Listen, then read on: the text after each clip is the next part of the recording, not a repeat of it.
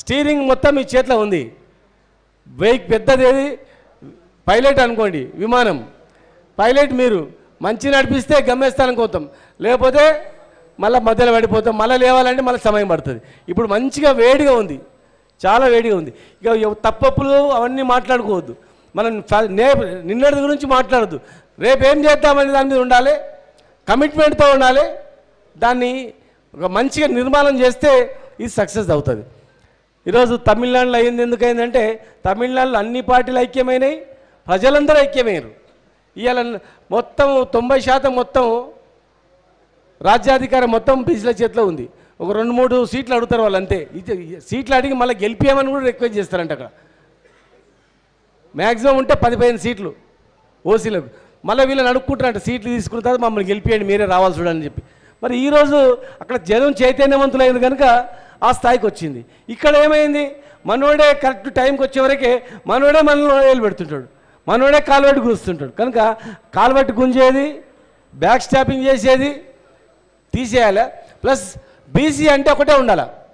మళ్ళీ బీసీలలో మళ్ళీ మనం వెతుక్కున్నాం అనుకో, వీడు మావాడు ఎక్కడ మీవాడు ఎక్కడ అనుకుంటే మళ్ళీ పోతాం మొత్తం. బీసీ అంటే ఒకటే, పేర్లు అవసరం అనుకుంటే ఒక తీర్మానం చేసి మొత్తం పేర్లు తీసేసి వెనకాల తోకలు తీసేసి మొత్తం శ్రీనివాస్ బీసీ, రాము బీసీ అనే టైప్లో మనం చేయాలి.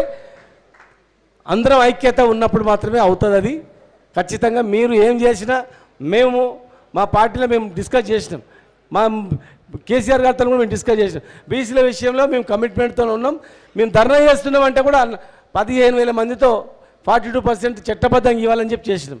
కనుక మీరు రాజకీయ రిజర్వేషన్ అవుతుంది జనంలలో కాదు, విద్యా ఉద్యోగం రాజకీయ రిజర్వేషన్. అసెంబ్లీలో పాస్ అయినటువంటి 2 బిల్లులు ఏవైతున్నాయో, ఒకటి ఎడ్యుకేషన్ ఎంప్లాయ్మెంట్, రెండవది లోకల్ బాడీ.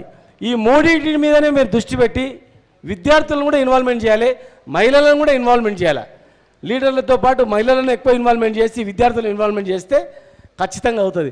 లేదంటే ఏమైతే మీరు ఉన్నారని ఇంకోరు తయారు గారు వచ్చిన వాళ్ళందరికీ ఉంటారు, మీరు కరెక్ట్గా అనుభవలేదనుకో ప్రాబ్లం అవుతుంది. మీరు అనేక అనుభవాలు ఉన్నాయి, మీకు మొత్తం జీవితం మొత్తం దీని మీదనే నడుస్తుంది, సంఘాల మీద మీరు ఉన్నారు.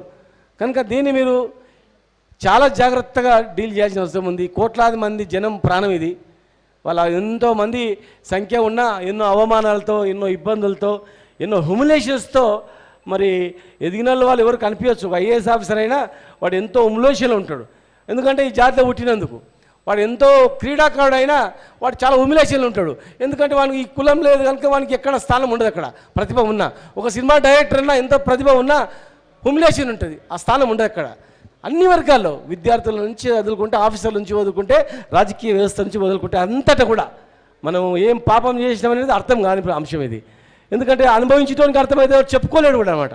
కనుక ఇవాళ మేము ఒక కమిట్మెంట్తో మా పార్టీ తరఫున మేమైతే క్లారిటీగా ఉన్నాం. 42% రిజర్వేషన్ ఇవ్వడానికి 100% మేము తమిళనాడు పోయి, మా కేసీఆర్ గారు చెప్తే తమిళనాడు పోయి మొత్తం స్టడీ చేసి వచ్చినాం. అప్పటి నుంచి కూడా మేము డెడికేటెడ్ కమిషన్ పోయి రిపోర్ట్ ఇస్తున్నాం. అప్పటి నుంచి కూడా మేము చెప్తూనే ఉన్నాం.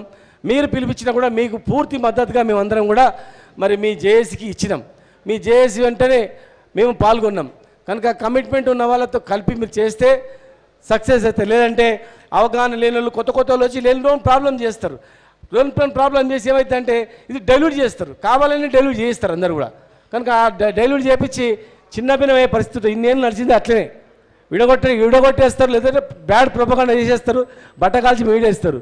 ఒకటే ఒక ఎగ్జాంపుల్ చెప్తా. మున్సిపాలిటీలలో ఏమిది, కుక్కర్ని చంపాలంటే ఏం చేస్తారంటే, అరే పిచ్చిలేసింది గజ్జిలేసింది కుక్క అని చెప్తారు. పిచ్చి కుక్క అనగానే ఇంటి ఓనరే పట్టుకొచ్చి మున్సిపాలిటీకి అప్పచెప్తుంది. అది పోకుంటే కూడా పిచ్చిలేసిందంట, ఎందుకు వచ్చిందని చెప్పి అప్పచెప్తుంది అనమాట. ఆ కుక్కర్ని చంపితే లైసెన్స్ అనమాట. అంత అట్లా అంటే ఒక మనిషిని ఒక ముద్ర వేసేసి చెడుగా చిత్రీకరిస్తారు. మీ కమిట్మెంట్ను కానీ మీ నిజాయితీని కానీ ఒక మాటతో పుకారు లేపేసి దానికి చిన్నపిల్లం చేస్తారు. కనుక ఇలా సంఘాలుగా మీరు ఏం చేసినారో మాకు సంబంధం లేదు, కానీ ఒక జేఏసీ ఏర్పాటు చేసిండు. ఎందుకు ఏర్పాటు చేసిండు? ఇది ఒక రిజర్వేషన్ గురించే కాదు, పొలిటికల్ రిజర్వేషనే కాదు, అన్నిటికీ ఏర్పాటు చేసిండ్రు, అన్నిటికీ. కనుక యావత్ జాతి మరి ఏదో తెలంగాణ జేఏసీలాగా ఇది కూడా ఏమో చేస్తుందని చెప్పి మీ వైపు చూస్తున్నారు. కనుక దయచేసి మీరందరూ కూడా కొంచెం ఓపికతో, సహనంతో సక్సెస్ చేయడానికి ప్రయత్నం చేయండి. ఉట్టిగా మనం ఫోటోలు కనిపించడానికి మాత్రమే చేస్తే ఉద్యమం కాదు. ఈ ప్రోగ్రాం తెర వెనుకన ఉండి ఈ సక్సెస్ కావడానికి ఎవరైతే చేస్తాడో అటువంటి వాళ్ళు ఒక 100 మంది తయారవుతారో ఆటోమేటిక్గా ఖచ్చితంగా అది సక్సెస్ కావడానికి అవకాశం ఉంటుంది. మీరు ఏ బాధ్యత చెప్పినా మేము చేస్తాం. సరే మీరు తీర్మానం చేసినామంటే మీ ప్రకారం కూడా మేము చేయడానికి కూడా సిద్ధం. మా సలహా సూచన ఏంటంటే అవన్నీ చాలా బ్రహ్మాండంగా ఉన్నాయి. ఒక్కటి సక్సెస్ చేసిన తర్వాత నెక్స్ట్ కార్యక్రమానికి ఎట్లా అని చెప్పి చేస్తే కూడా బాగుంటుంది. ప్లస్ ఏదైనా కార్యక్రమం చేసేటప్పుడు పొలిటికల్ రాజకీయ తెలంగాణ ఉట్టి వచ్చింది మస్తు 50 ఏళ్ళ నుంచి ఉద్యమం నడిచింది రాలేదు. పొలిటికల్ ఇన్వాల్వ్మెంట్తోనే వస్తుంది. రాజకీయ ప్రక్రియ ద్వారానే ఇలా తీర్మానం కావాలి పార్లమెంట్ అంటే రాజకీయ ప్రక్రియనే, అసెంబ్లీలో తీర్మానం కావాలంటే రాజకీయ ప్రక్రియనే. ఖచ్చితంగా కూడా ఎన్ని బయట ఉద్యమాలు చేసినా ఇన్వాల్వ్మెంట్ అనేది ప్రజలతో ఎన్నుకోబడే ప్రజాప్రతినిధులను ఇన్వాల్వ్మెంట్ చేసి ఖచ్చితంగా నిలబెట్టినప్పుడు ప్లస్ ఎవరైతే కమిట్మెంట్ ఉంటారో నాయకుడు వానికి అండదండగా ఉన్నప్పుడు వానికి కంటికి రెప్పలా కాపాడుకున్నప్పుడు మాత్రమే ప్రజాస్వామ్యంలో విలువలు అనేవి దక్కుతాయి. కనుక మీ అందరినీ మనస్ఫూర్తిగా అభినందిస్తూ మీరు ఏ బాధ్యత చెప్పినా నా వంతు నేను కృషి చేస్తానని చెప్పి తెలియజేస్తూ నేను ఒక ఇండ్లు డెమాలిషన్ అవుతున్నాయంట మా వాళ్ళందరూ పోతున్నారు. దయచేసి నన్ను అన్యదాకా భావించవద్దు. మళ్ళీ సాయంత్రం లోపల మా మత్స్యచారి గారు వస్తారు. మమ్మల్ని రమ్మంటే కూడా 5-6 గంటలకు నేను కూడా వస్తా. ఏదైనా మాట్లాడేదంటే కూడా గ్రూప్ డిస్కషన్ నేను ఉంటా అని చెప్పి మీ అందరూ కూడా తెలియజేస్తూ జై తెలంగాణ, జై బీసీ.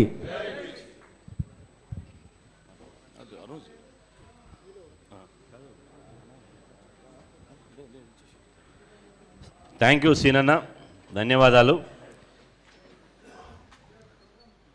ఇప్పుడు దాస్ సురేష్ రాజేంద్రన్న గారిని ఆహ్వానించవలసింది కోరుతున్నాం.